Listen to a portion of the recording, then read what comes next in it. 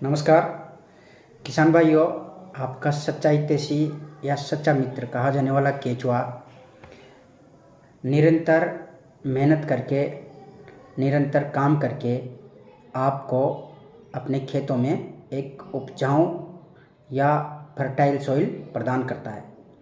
किसान भाइयों, केचुए का और किसानों का लंबे समय से ही एक घनिष्ठ मित्रता का संबंध रहा है, इसलिए केचुए को किसान का मित्र भी कहा जाता है।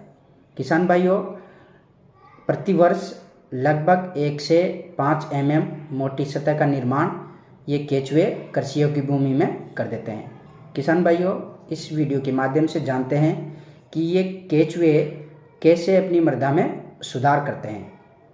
किसान भाइयों, केचुआ भूमि में उपलब्ध फसल अवशेष को खाकर खाद के रूप में परिवर्तित कर देते हैं तथा रात के समय जो अपना अपशिष्ट या विष्ठा होती है उसको भूमि की ऊपरी सतह या मृदा की ऊपरी सतह पर लाकर छोड़ देते हैं, जिससे मृदा में वायु संचार की क्षमता बढ़ती है।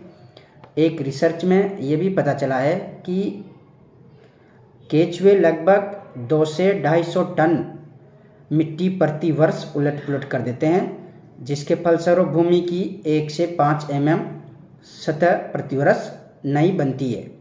किसान भाइयों, केचुए द्वारा निरंतर जुताई व उलट पुलट के कारण स्थायी मिट्टी कणों का निर्माण होता है, जिससे मृदा संरचना में सुधार एवं वायु संचार बेहतर होता है, जो भूमि में जैविक क्रियाशीलता, ह्यूमस निर्माण तथा नाइट्रोजन फिक्सेशन के लिए बहुत ही आवश्यक है।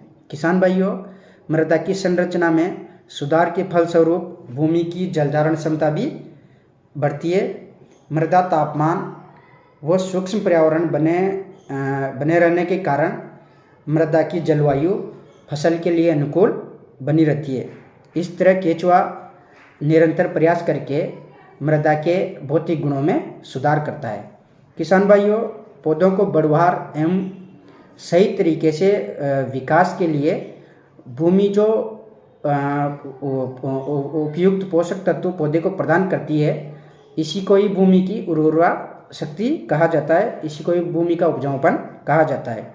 अतः मृदा में उपस्थित सूक्ष्म जीव व केचुआ जैविक फसल अवशेषों को खाकर या उनको अपघटित कर उनके पोषक तत्व मृदा में मिला देते हैं, जिससे मृदा के रासायनिक गुणों में सुधार होता है। जैसा कि हम पहले वीडियो में भी डिस्कस कर चुके हैं, चर्चा कर चुके हैं कि भूमि में उपस्थित कार्बनिक पदार्थ की मात्रा, भूमि में उपस्थित सूक्ष्म जीवों व केचुओं की संख्या एक तरह से भूमि के उपजाऊपन या भूमि की फर्टाइल होने की सूचक है।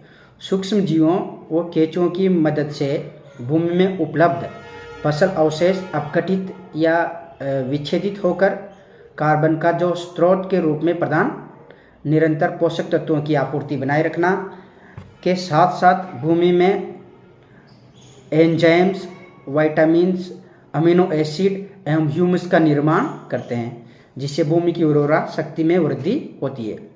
केचुआ भूमि में उपस्थित लाभकारी जीवाणु जैसे राइजोबियम, माइकोराइजा, एजोस्पाइरिलम, एजोडोबैक्टर, पीएसपी आदि जो लाभदायक जीव होते हैं, इनका एक तरह से वाहक का कार्य भी करता है।